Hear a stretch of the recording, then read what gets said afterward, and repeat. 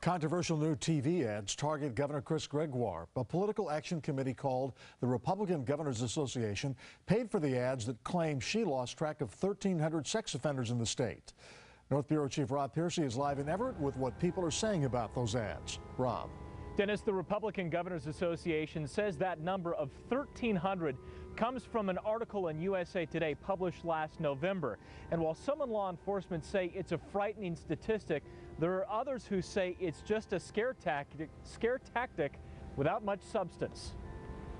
Ever since it was discovered that on Chris Gregoire's watch, we lost track of 1,300 convicted sex offenders. 1,300 sex offenders roaming our streets. These are clips from the two ads running right now. Commercials the Seattle Police Officers Guild says illustrate the need for a change at the governor's mansion. I believe that when it happens on your watch, you're responsible for it.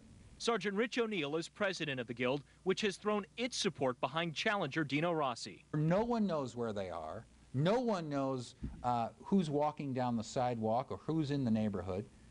To me, that's shocking. But travel north to Snohomish County, and Deputy Prosecutor Mark Rowe has a very different take on the ads. This just made me angry because it's trying to scare parents and kids to get votes, and that's just wrong. Rowe has been prosecuting sex offenders some 20 years.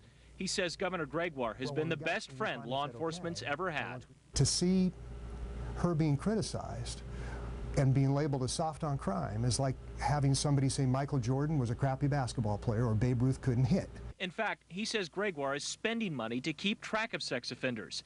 It's money that's giving Snohomish County 2 more detectives to track sex offenders and a prosecutor whose only job will be charging offenders who fail to register. Having her in the governor's mansion, your children are safer than they were before her, and then they will be if she's gone.